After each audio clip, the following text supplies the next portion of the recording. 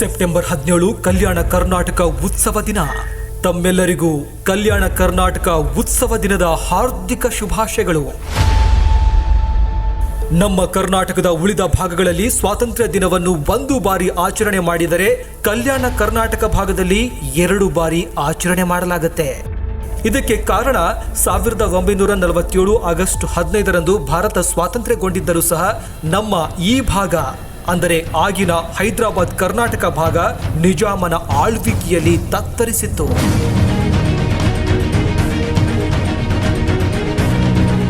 ಈ ನಿಜಾಮ ಈ ಭಾಗವನ್ನ ಭಾರತದಲ್ಲಿ ಸೇರಿಸೋದಕ್ಕೆ ಒಪ್ಪಲಿಲ್ಲ. ಇದಕ್ಕೆ ಬ್ರಿಟಿಷರು ಮತ್ತು ಪಾಕಿಸ್ತಾನದ ಅನೇಕರು ಇವನಿಗೆ ಬೆಂಬಲವಾಗಿ ನಿಂತಿದ್ದರು. ಇದನ್ನ ವಿರೋಧಿಸಿ ಅನೇಕ ಹೋರಾಟಗಳು ಈ ನೆಲದಲ್ಲಿ ನಡೆದವು. ಎಷ್ಟೋ ಜನ ಹುತಾತ್ಮರಾದರು, ಮನೆ ಮಾರು ಆಸ್ತಿ ಪಾಸ್ತಿ ಕಳೆದುಕೊಂಡರು. ಇವರೆಲ್ಲರ ತ್ಯಾಗ ಬಲಿದಾನದಿಂದ ಮತ್ತು ಅಂದಿನ ಗೃಹ ಮಂತ್ರಿ ಸರ್ದಾರ್ ವಲ್ಲಭಭಾಯಿ ಪಟೇಲ್ ಅವರ ಸೇನಾ ಕಾರ್ಯಾಚರಣೆಯಿಂದ 1948 ಸೆಪ್ಟೆಂಬರ್ 17ರಂದು ಈ ಭಾಗ ಕರ್ನಾಟಕದಲ್ಲಿ ವಿಲೀನವಾಗುತ್ತೆ. ಹೀಗಾಗಿ ಕಲ್ಯಾಣ ಕರ್ನಾಟಕ ಭಾಗದ ನಮ್ಮೆಲ್ಲರಿಗೂ ನಿಜವಾದ ಅರ್ಥದಲ್ಲಿ ಸೆಪ್ಟೆಂಬರ್ 17 ಸ್ವಾತಂತ್ರ್ಯ ದಿನ.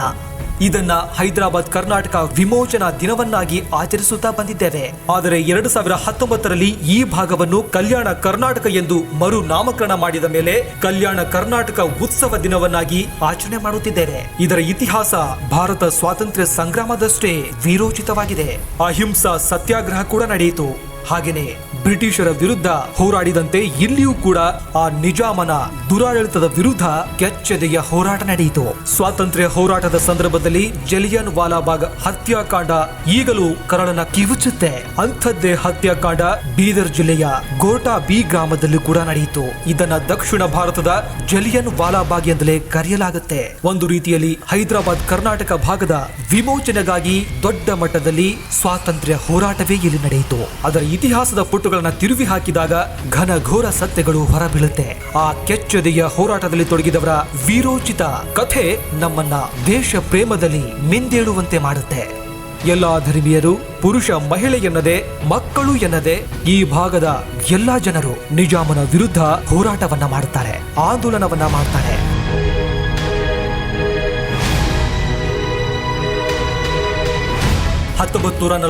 ಆಗಸ್ಟ್ 15 ದೇಶವಿಡೀ ಸ್ವಾತಂತ್ರ್ಯದ ಸಂಭ್ರಮದಲ್ಲಿದ್ದರೆ ನಮ್ಮ ಹೈದರಾಬಾದ್ ಕರ್ನಾಟಕ ಪ್ರದೇಶ ಮಾತ್ರ ಇನ್ನೂ ನಿಜಾಮನ ಗುಲಾಮಗಿರಿಯಲ್ಲಿ ನರಳುತ್ತಾನೇ ಇತ್ತು. ಹೈದರಾಬಾದ್ನ ಆ ನಿಜಾಮಶಾಹಿ ಆಳ್ವಿಕೆ ಇಲ್ಲಿನ ಜನರ ಬದುಕನ್ನ ಬಹಳಷ್ಟು ದುರ್ಬಲಗೊಳಿಸಿತು. ಇಲ್ಲಿ ಯಾರೂ ಕೂಡ ವಂದೇ ಮಾತರಂ ಗೀತೆಯನ್ನ ಹಾಡುವಂತಿಲ್ಲ, ತ್ರಿವರ್ಣ ಧ್ವಜವನ್ನ ಹಾರಿಸುವಂತಿರಲಿಲ್ಲ. ಇದನ್ನ ಮಾಡಿದರೆ ಅದು ಅಪರಾಧವಾಗಿತ್ತು. ಹೈದರಾಬಾದ್ ಕರ್ನಾಟಕ ಸ್ವಾತಂತ್ರ್ಯ ಚಳುವಳಿ ಏಕಕಾಲಕ್ಕೆ ಬ್ರಿಟಿಷರ ನಿರಂಕುಶ ಪ್ರಭುತ್ವ ಹಾಗೂ ನಿಜಾಮನ ಆಡಳಿತದ ವಿರುದ್ಧ ನಡೆದ ಹೋರಾಟವಾಗಿತ್ತು. ಹೈದರಾಬಾದ್ ಕರ್ನಾಟಕ ಭಾಗದ ಸ್ವಾತಂತ್ರ್ಯ ಮತ್ತು ಏಕೀಕರಣ ಚಳುವಳಿಯ ಇತಿಹಾಸ ಬಹಳ ವಿಶಿಷ್ಟವಾಗಿದೆ. 1948 ಸೆಪ್ಟೆಂಬರ್ 17ರಂದು ಭಾರತದ ಒಕ್ಕೂಟಕ್ಕೆ ಸೇರಿದ ಈ ಭಾಗದ ವಿಲೀನೀಕರಣಕ್ಕೆ ಸಾವಿರಾರು ದೇಶಭಕ್ತರು ಹೋರಾಟ ಮಾಡಿದ್ದಾರೆ, ತಮ್ಮ ಪ್ರಾಣವನ್ನ ತೆತ್ತಿದ್ದಾರೆ, ಆಸ್ತಿ ಪಾಸ್ತಿ ಕುಟುಂಬ ಎಲ್ಲವನ್ನ ಕಳೆದುಕೊಂಡಿದ್ದಾರೆ. ಇವರೆಲ್ಲರ ತ್ಯಾಗ ಬಲಿದಾನ ಹಾಗೂ ಸರ್ದಾರ್ ವಲ್ಲಭಭಾಯಿ ಪಟೇಲರ ದಿಟ್ಟತನದಿಂದ ಈಗ ನಾವು ಸ್ವತಂತ್ರ ಭಾರತದ ಭಾಗವಾಗಿದ್ದೇವೆ, ಕಲ್ಯಾಣ ಕರ್ನಾಟಕದ ಅಂಗವಾಗಿದ್ದೇವೆ, ಸ್ವತಂತ್ರವಾಗಿ ಇಲ್ಲಿ ಜೀವಿಸ್ತಾ ಇದ್ದೇವೆ. ಸ್ವತಂತ್ರವಾದ ಗಳಿಗೆಯಲ್ಲಿ ದೇಶದ ವಿವಿಧೆಡೆಯಿದ್ದ 560ಕ್ಕೂ ಹೆಚ್ಚು ಪ್ರಾಂತ್ಯಗಳು ಭಾರತದ ಒಕ್ಕೂಟದ ವ್ಯವಸ್ಥೆಗೆ ಸೇರಿದವು. ಆದರೆ ಕಾಶ್ಮೀರ, ಜುನಾಗಢ ಮತ್ತು ನಮ್ಮ ಈ ಪ್ರಾಂತ ಅಂದ್ರೆ ಹೈದರಾಬಾದ್ ಕರ್ನಾಟಕ ಪ್ರಾಂತ ಈ ಒಕ್ಕೂಟದಲ್ಲಿ ಸೇರಲಿಲ್ಲ. ಹೈದರಾಬಾದ್ ಕರ್ನಾಟಕ ಎಂದು ಗುರುತಿಸಿಕೊಳ್ಳುವ ಪ್ರದೇಶಕ್ಕೆ 1724ರಿಂದಲೂ ದೊಡ್ಡ ಇತಿಹಾಸವೇ ಇದೆ. ನಿಜಾಮ್ ಉಲ್ ಮುಲ್ಕ್ ಎಂಬ ರಾಜ ಹೈದರಾಬಾದ್ ರಾಜ್ಯವನ್ನ ಸ್ಥಾಪಿಸಿ 1748ರವರೆಗೆ ರಾಜ್ಯಭಾರವನ್ನ ನಡೆಸ್ತಾನೆ. ಅಲ್ಲಿಂದ 1948ರವರೆಗಿನ ಸುಮಾರು 224 ವರ್ಷಗಳ ಸುದೀರ್ಘ ಇತಿಹಾಸದಲ್ಲಿ 7 ಜನ ಅಸಫಿಯಾ ವಂಶದ ರಾಜರು ಈ ಪ್ರದೇಶವನ್ನ ಆಳ್ತಾರೆ. ಕೊನೆಯ ನಿಜಾಮ ಮೀರ್ ಉಸ್ಮಾನ್ ಅಲಿ ಖಾನ್ 1911ರಿಂದ 1948ರವರೆಗೆ ಈ ಭಾಗವನ್ನ ಆಳ್ತಾನೆ. ಈತನ ಅವಧಿಯಲ್ಲಿ ದೊರೆ ಮನೆತನದ ವಿಲಾಸಿ ಆಡಳಿತ ಹಾಗೂ ಬಹುಸಂಖ್ಯಾತರ ಮೇಲಿನ ದಬ್ಬಾಳಿಕೆಗಳೇ ಹೆಚ್ಚಾಗಿದ್ದವು. ಭಾರತ ಒಕ್ಕೂಟದಲ್ಲಿ ವಿಲೀನಗೊಳ್ಳೋದಕ್ಕೆ ನಿರಾಕರಿಸಿದ ನಿಜಾಮ ಭಾರತದ ಸೈನ್ಯವನ್ನ ಎದುರಿಸಲೆಂದೇ ಸೈನ್ಯದ ಯೋಧರು ಹಾಗೂ ಖಾಸಗಿಯಾಗಿ ಕಾರ್ಯಾಚರಿಸುತ್ತಿದ್ದ ನೂರಾರು ಸಂಖ್ಯೆಯ ಪುಂಡರನ್ನ ಸಜ್ಜುಗೊಳಿಸಿಟ್ಟುಕೊಂಡಿದ್ದ. ಒಕ್ಕೂಟ ಹಾಗೂ ಸಂಸ್ಥಾನದ ರಾಯಭಾರಿಗಳ ನಡುವೆ ವಿಲೀನದ ಮಾತುಕತೆ ನಡೆಯುತ್ತಲೇ ಇದ್ದುವು. ನಿಜಾಮ ಯಾವುದಕ್ಕೂ ಸೊಪ್ಪು ಹಾಕಲಿಲ್ಲ. ಇದನ್ನ ನೋಡಿದ ಸಂಸ್ಥಾನದೊಳಗಿನ ಸ್ವಾತಂತ್ರ್ಯ ಪ್ರಿಯ ಪ್ರಜೆಗಳು ವಿಲೀನಕ್ಕೆ ಒತ್ತಾಯಿಸಿ ಹೈದರಾಬಾದ್ ಕರ್ನಾಟಕದಲ್ಲಿ ಚಳುವಳಿಯನ್ನ ಆರಂಭಿಸುತ್ತಾರೆ. 1 ವರ್ಷವಾದರೂ ನಿಜಾಮ ಈ ಹೋರಾಟಕ್ಕೆ ಮಣಿಲಿಲ್ಲ. ಬದಲಾಗಿ ತಾನು ಸಾಕಿಕೊಂಡಿದ್ದ ಪುಂಡರ ಪಡೆಯಾದ ರಜಾಕಾರರನ್ನ ಈ ಸ್ವಾತಂತ್ರ್ಯ ಹೋರಾಟಗಾರರ ಮೇಲೆ ಛೂ ಬಿಡ್ತಾನೆ. ರಜಾಕಾರರು ಖಾಸಿಂ ರಜ್ವಿ ಎಂಬಾತನ ನೇತೃತ್ವದಲ್ಲಿ ಹೋರಾಟಗಾರರ ಮೇಲೆ ಹಲ್ಲೆ, ಕೊಲೆ, ಬಲಾತ್ಕಾರ, ಅತ್ಯಾಚಾರ, ದರೋಡೆ, ಲೂಟಿ ಎಲ್ಲವನ್ನ ನಡೆಸ್ತಾನೆ. ಎಲ್ಲಾ ದೇಶಾಭಿಮಾನಿಗಳು ಸ್ವಾಮಿ ರಮಾನಂದ ತೀರ್ಥರ ನೇತೃತ್ವದಲ್ಲಿ ರಜಾಕಾರರ ನೀಚ ಕೃತ್ಯಗಳ ವಿರುದ್ಧ ಸಂಘಟಿತರಾಗಿ ಹೋರಾಡ್ತಾರೆ. ಈ ಹೋರಾಟದಲ್ಲಿ ಸಾವಿರಾರು ಸ್ವಾತಂತ್ರ್ಯ ಯೋಧರು ಮರಣವನ್ನಪ್ಪುತ್ತಾರೆ. ರಜಾಕಾರರ ಹಿಂಸೆ ಹೆಚ್ಚಿದಂತೆ ಚಳುವಳಿಗಾರರ ಪ್ರತಿರೋಧ ಬಲವಾಗುತ್ತೆ. ಹೈದರಾಬಾದ್ ಸುತ್ತಮುತ್ತ ಗಡಿ ಪ್ರದೇಶದಲ್ಲಿ ಸುಮಾರು 100 ಶಿಬಿರಗಳನ್ನ ಪ್ರಾರಂಭ ಮಾಡ್ತಾರೆ. ಒಂದೊಂದು ಶಿಬಿರದಲ್ಲಿ 25ರಿಂದ 100 ಜನ ಸೇನಾನಿಗಳು ಕಾರ್ಯನಿರ್ವಹಿಸುತ್ತಾರೆ. ಒಂದೊಂದು ಶಿಬಿರಕ್ಕೆ ಒಬ್ಬ ಶಿಬಿರಾಧಿಪತಿಯನ್ನ ನೇಮಿಸುತ್ತಾರೆ. ಕೆಲ ಶಿಬಿರಗಳಿಗೆ ಹೈದರಾಬಾದ್ ಕರ್ನಾಟಕ ಪ್ರದೇಶದ ಪ್ರಮುಖರು ಶಿಬಿರಾಧಿಪತಿಗಳಾಗ್ತಾರೆ. ಅದರಲ್ಲಿ ಪ್ರಮುಖರು ಸರ್ದಾರ್ ಶರಣಗೌಡ ಇನಾಮದಾರ್, ಕೋಳೂರು ಮಲ್ಲಪ್ಪ, ಬ್ಯಾರಿಸ್ಟರ್ ರಾಜ ವೆಂಕಟಪ್ಪ ನಾಯಕ, ವಿರೂಪಾಕ್ಷಪ್ಪ ಗೌಡ, ದತ್ತಾತ್ರೇಯ ಔರಾದಿ, ನಾರಾಯಣರಾವ್ ಕಾನಿಹಾಳ್, ಅಳವಂಡಿ ಶಿವಮೂರ್ತಿ ಸ್ವಾಮಿ, ಡಾಕ್ಟರ್ ಚುರ್ಚಿಹಾಳ್ ಮಠ, ರಾಮಚಂದ್ರ ವೀರಪ್ಪ ಮುಂತಾದವರು. ಈ ಶಿಬಿರಗಳ ಮೂಲಕ 1948ರ ಜನವರಿಯಲ್ಲಿ ಇಟಗಿ ಸುತ್ತಮುತ್ತಲಿನ 69 ಹಳ್ಳಿಗಳನ್ನ ತಮ್ಮ ವಶಕ್ಕೆ ಪಡೆದುಕೊಂಡು ಸ್ವತಂತ್ರ ಎಂದು ಘೋಷಿಸುತ್ತಾರೆ. ಈ ಶಿಬಿರಗಳ ಮೂಲಕ ಹೋರಾಟಗಳು ಯಶಸ್ಸಿನತ್ತ ಸಾಗ್ತವೆ. ಒಂದೆಡೆ ಹೋರಾಟಗಾರರು ತಮ್ಮ ಹೋರಾಟ ತೀವ್ರಗೊಳಿಸುತ್ತಾ ಇದ್ದಂತೆ ಮತ್ತೊಂದೆಡೆ ಭಾರತ ಸರ್ಕಾರ ನಿಜಾಮ್ ಮೀರ್ ಉಸ್ಮಾನ್ ಅಲಿ ಖಾನ್ಗೆ ಎಚ್ಚರಿಕೆ ನೀಡಿ ತಕ್ಷಣದಿಂದಲೇ ಹಿಂಸಾಕೃತ್ಯ ನಿಲ್ಲಿಸುವುದಕ್ಕೆ ಮತ್ತು ಸಂಸ್ಥಾನವನ್ನ ಭಾರತದಲ್ಲಿ ವಿಲೀನಗೊಳಿಸುವುದಕ್ಕೆ ಎಚ್ಚರಿಕೆ ನೀಡುತ್ತಾರೆ. ಆ ಎಚ್ಚರಿಕೆ ಫಲಕಾರಿಯಾಗದ ಕಾರಣ ಅಂದಿನ ಗೃಹ ಮಂತ್ರಿ ಸರ್ದಾರ್ ವಲ್ಲಭಭಾಯಿ ಪಟೇಲ್ ಅವರು ಸೇನಾ ಕಾರ್ಯಾಚರಣೆ ಆದೇಶವನ್ನ ನೀಡುತ್ತಾರೆ. ಹೈದರಾಬಾದ್ ರಾಜ್ಯದ ಎಲ್ಲಾ ದಿಕ್ಕುಗಳಿಂದ ಜನರಲ್ ಚೌಧರಿ ನೇತೃತ್ವದಲ್ಲಿ ಭಾರತೀಯ ಸೈನ್ಯ ಮುತ್ತಿಗೆ ಹಾಕುತ್ತೆ. 1948 ಸೆಪ್ಟೆಂಬರ್ 13ರಂದು ಹೈದರಾಬಾದ್ ಅನ್ನ ಸುತ್ತುವರಿದ ಭಾರತದ ಸೈನ್ಯ ಸತತ 5 ದಿನ ಕಾರ್ಯಾಚರಣೆಯನ್ನ ಮುಂದುವರೆಸುತ್ತೆ. ಹೀಗಾಗಿ ಸೆಪ್ಟೆಂಬರ್ 17ರಂದು ಸಂಜೆ 4ಕ್ಕೆ ನಿಜಾಮ ಹೈದರಾಬಾದ್ ಸಂಸ್ಥಾನವನ್ನ ಭಾರತದ ಒಕ್ಕೂಟಕ್ಕೆ ಸೇರ್ಪಡೆ ಮಾಡುವುದಾಗಿ ಒಪ್ಪಂದಕ್ಕೆ ಅಧಿಕೃತವಾಗಿ ಸಹಿಯನ್ನ ಹಾಕ್ತಾನೆ.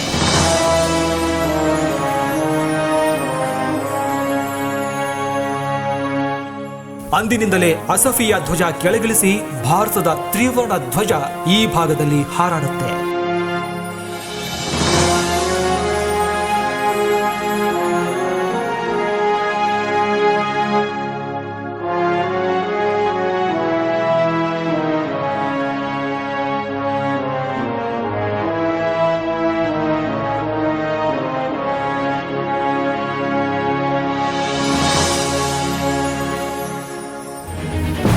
ಈ ಹೋರಾಟದಲ್ಲಿ ಬಹಳ ಪ್ರಮುಖವಾದ 2 ಘಟನೆಗಳನ್ನ ಇಲ್ಲಿ ನೆನಪಿಸಿಕೊಳ್ಳಬೇಕು. ಆ 2 ಘಟನೆಗಳನ್ನ ಹೊರತುಪಡಿಸಿ ಈ ಸ್ವಾತಂತ್ರ್ಯ ಚಳುವಳಿ, ಹೈದರಾಬಾದ್ ಕರ್ನಾಟಕ ವಿಮೋಚನಾ ಚಳುವಳಿ ಅಪೂರ್ಣವಾಗುತ್ತೆ. ಅದುವೇ ಮುಚುಳಂಬ ಮತ್ತು ಗೋಟಾ ಹತ್ಯಾಕಾಂಡ.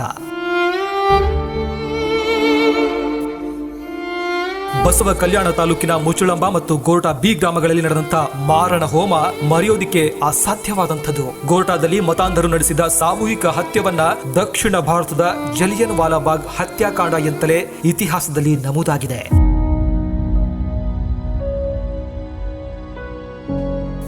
ನಿಜಾಮನ ಧೋರಣೆಯನ್ನು ಖಂಡಿಸಿ ವಿಮೋಚನಾ ಚಳುವಳಿ ಆರಂಭವಾಗುತ್ತೆ. ಈ ಮಧ್ಯೆ ಲಾತೂರ್ನ ಖಾಸಿಂ ರಜ್ವಿ ಎಂಬ ವಕೀಲ ನಿಜಾಮನ ಆಡಳಿತದ ಪ್ರದೇಶವನ್ನ ಭಾರತದಿಂದ ಪ್ರತ್ಯೇಕಗೊಳಿಸಲು ಇತ್ತಿಹಾದುಲ್ ಇಸ್ಲಾಮೀನ್ ಎಂಬ ಸಂಘಟನೆಯನ್ನ ಸ್ಥಾಪಿಸುತ್ತಾನೆ. ರಜಾಕಾರರು ಎಂದು ಕರೆಯಲಾದ ಈ ಸಂಘಟನೆಯವರು ವಿಮೋಚನಾಕಾರರ ಹುಟ್ಟಡಗಿಸಲು ಪ್ರಯತ್ನಿಸುತ್ತಾರೆ. ಭಾರತದ ವಿಲೀನದ ಪರವಾಗಿದ್ದವರನ್ನ ಬರ್ಬರವಾಗಿ ಹತ್ಯೆಗೈತಾರೆ.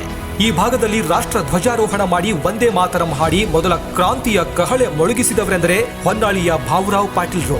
ಇಸಾವುದ್ದೀನ್ ಎಂಬ ವರ್ತಕ ಈ ಸುದ್ದಿಯನ್ನ ರಜಾಕಾರರಿಗೆ ತಿಳಿಸಿ ಭಾವುರಾವ್ ಅವರ ಮನೆಯನ್ನ ಲೂಟಿ ಮಾಡಿ ಅವರು ಮನೆ ಬಿಡುವಂತೆ ಮಾಡ್ತಾನೆ.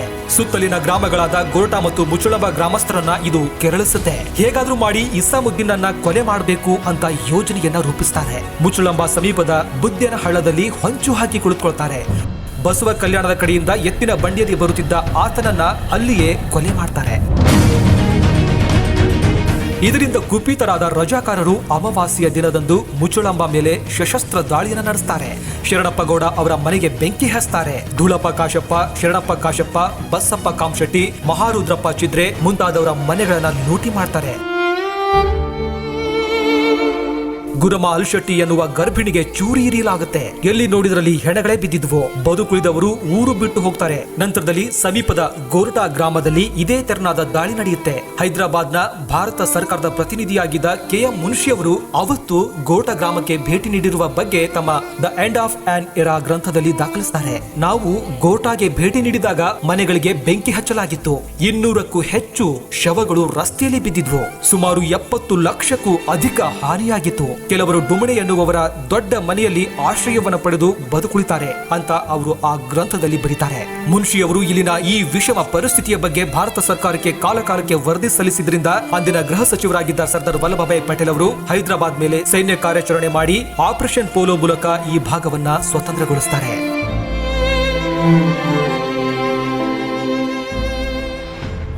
ಈ ಆಪರೇಷನ್ ಪೋಲೋ ಹೆಸರಿನ ಈ ಕಾರ್ಯಾಚರಣೆ ಏಕಕಾಲಕ್ಕೆ 9 ಸ್ಥಳಗಳಿಂದ ಸುತ್ತುವರಿಯಲಾಗುತ್ತಂತೆ. 13ನೇ ಸೆಪ್ಟೆಂಬರ್ 1948ರಂದು ಬೀದರ್ ಜಿಲ್ಲೆಗೆ ಹತ್ತಿಕೊಂಡಿರುವ ಇಂದಿನ ಮಹಾರಾಷ್ಟ್ರದ ನಳದುರ್ಗದಿಂದ ಮೇಜರ್ ಜನರಲ್ JN ಚೌಧರಿ ಅವರ ನೇತೃತ್ವದಲ್ಲಿ ಸೈನ್ಯದ ತಂಡ ಹೈದರಾಬಾದ್ ಕಡೆಗೆ ಹೊರಡುತ್ತೆ. ನಳದುರ್ಗದಿಂದ ಉಮರ್ಗಾ, ತುರೋರಿ, ಚಂಡ್ಕಾಪುರ, ಸಸ್ತಾಪುರ್ ಬಂಗ್ಲಾ, ರಾಜೇಶ್ವರ್, ಹುಮ್ನಾಬಾದ್ ಮಾರ್ಗವಾಗಿ ಹೈದರಾಬಾದ್ ತಲುಪುತ್ತೆ.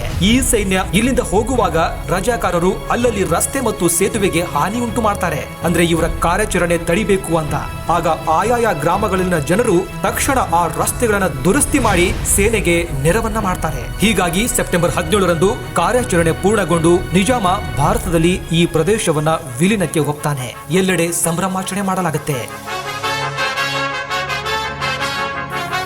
1995ರ ನಂತರ ಹೈದರಾಬಾದ್ ಕರ್ನಾಟಕ ಪ್ರದೇಶದ ಜನತೆಗೆ ತಮ್ಮ ಸ್ವಾತಂತ್ರ್ಯ ಹೋರಾಟದ ಪ್ರತ್ಯೇಕತೆ, ಅನನ್ಯತೆಗಳು ಗಮನಕ್ಕೆ ಬರುತ್ತವೆ. ಹೀಗಾಗಿ 1995ರ ನಂತರ ವಿಮೋಚನಾ ದಿನವನ್ನಾಗಿ ಆಚರಣೆಗೆ ಆರಂಭ ಮಾಡ್ತಾರೆ. 2002-3ರಲ್ಲಿ ಈ ಕುರಿತು ಅಧಿಕೃತ ಆದೇಶ ಹೊರಡಿಸಿದ ರಾಜ್ಯ ಸರ್ಕಾರ ಈ ದಿನವನ್ನ ಸಂಭ್ರಮದಿಂದ ಆಚರಿಸುವುದಕ್ಕೆ ತೀರ್ಮಾನ ಮಾಡ್ತಾರೆ. ಈಗ 2019ರಿಂದ ಕಲ್ಯಾಣ ಕರ್ನಾಟಕ ಉತ್ಸವ ಎಂದು ಆಚರಣೆ ಮಾಡಲಾಗುತ್ತೆ. ಇಂಥ ದೊಡ್ಡ ಇತಿಹಾಸವಿರುವ ಅದೆಷ್ಟೋ ಜನರ ತ್ಯಾಗ ಬಲಿದಾನದ ಪ್ರತೀಕವಾಗಿರುವ ಈ ಭಾಗದ ಉತ್ಸವದಲ್ಲಿ ನಾವು ನೀವೆಲ್ಲರೂ ಪಾಲ್ಗೊಳ್ಳೋಣ. ಅಷ್ಟೇ ಅಲ್ಲ, ಈ ಭಾಗವನ್ನ ಇನ್ನಷ್ಟು ಎತ್ತರಕ್ಕೆ ಒಯ್ಯೋಣ. ಮತ್ತೊಮ್ಮೆ ತಮ್ಮೆಲ್ಲರಿಗೂ ಕಲ್ಯಾಣ ಕರ್ನಾಟಕ ಉತ್ಸವ ದಿನದ ಹಾರ್ದಿಕ ಶುಭಾಶಯಗಳು. ನಮಸ್ಕಾರ.